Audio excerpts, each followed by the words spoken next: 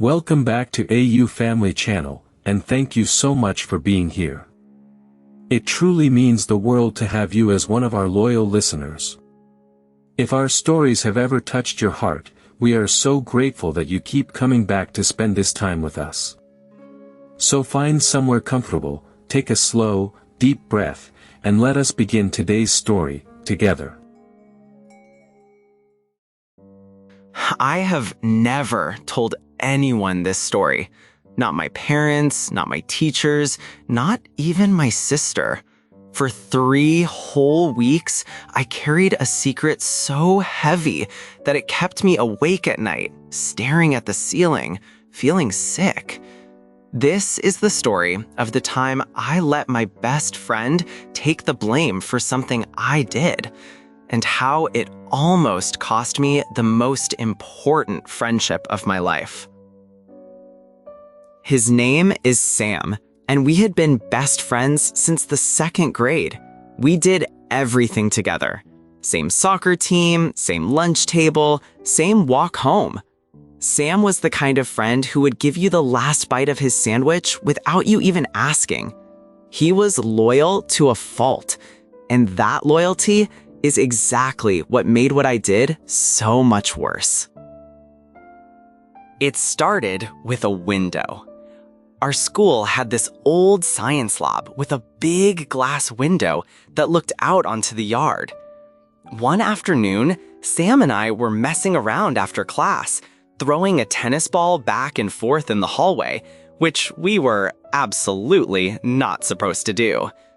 I threw the ball way too hard. Sam missed it, and the ball smashed straight through the science lab window with a crash that echoed down the entire hallway. We both froze, glass everywhere, and then we heard footsteps coming fast. We panicked and ran, sprinting around the corner and out the side door, hearts pounding. We thought we had gotten away with it, but the next morning, the principal announced that whoever broke the window needed to come forward, or there would be consequences for the whole grade. And somebody had seen a kid running from the scene, a kid in a red jacket. Here is the problem. Sam was wearing a red jacket that day. I was not. And so when the office called a student in for questioning, it was not me. It was Sam. I watched him get called out of class, and I felt my stomach drop through the floor. This was my moment. All I had to do was stand up and say, "It was me. I threw the ball." But I did not. I just sat there, frozen, silent. Sam came back from the office looking pale. They had not believed him when he said he did not do it, because the witness was so sure about the red jacket.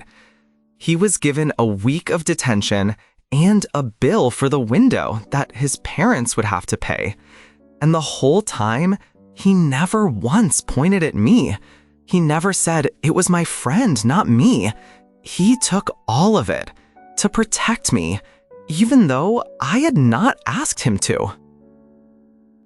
That night, I could not eat dinner. My mom asked if I was feeling okay, and I said I was just tired. But the truth was, the guilt was eating me alive. I kept thinking, I will tell someone tomorrow. And then tomorrow came, and I told myself, I'll do it next week. Every day I did not confess, the lie got bigger and heavier, and somehow harder to undo. The worst part was watching Sam. He served his detention without complaining, but something between us changed. He got quieter around me. He stopped saving me a seat at lunch. One day, I asked him if he wanted to walk home together like always, and he just said, "Not today," and walked off by himself. He knew. Of course he knew. He was there. He was just waiting to see if I would ever be brave enough to do the right thing. A week went by. Then 2, the distance between us grew until it felt like we were strangers who used to know each other. I missed my best friend so much, it physically hurt. And I realized something. I had not just let him take the blame for a window. I was letting him take the blame while I kept my hands clean and my life easy. I was being a coward, and Sam was too good a person to ever call me one. There is this thing my grandfather used to say. He said, "The truth does not get lighter the longer you carry it. It only gets heavier." And by the 3rd week, I understood exactly what he meant. That secret had become the heaviest thing I had ever held. I could not laugh at jokes. I could not focus in class. I felt like a fake every time someone called me a good kid because I knew what I really was. So one Friday morning, before I could talk myself out of it again, I walked into the principal's office on my own. My hands were shaking so badly I could barely open the door. And I said the words out loud for the first time. It was me. I broke the window. Sam did not do anything. He was covering for me because he is my friend, and I let him. And it was wrong, and I am so sorry it took me this long to say it. The principal was quiet for a long moment. I braced myself for the worst. I figured I would get detention, a bill for the window, maybe suspended, and I deserved all of it. But what she said surprised me. She said, "Do you know how hard it is for someone to walk in here and tell the truth when they had already gotten away with it? Most people never do. That took real courage, son. More courage than not breaking the window in the first place." I did get consequences. My parents paid for the window, and I worked it off doing chores for months. I served the detention that should have been mine, but the school also cleared Sam's record completely and gave him a formal apology. And honestly, none of the punishment mattered to me. There was only one thing I cared about, and he was waiting for me by the lockers after school that day. I walked up to Sam, and before I could even get the words out, my voice cracked. I said, "I am so sorry. I should have told the truth on the very first day. You are the best friend I have ever had, and I treated you like you did not matter." And Sam looked at me for a second, and then he just said, "I know why you were scared. I was scared too.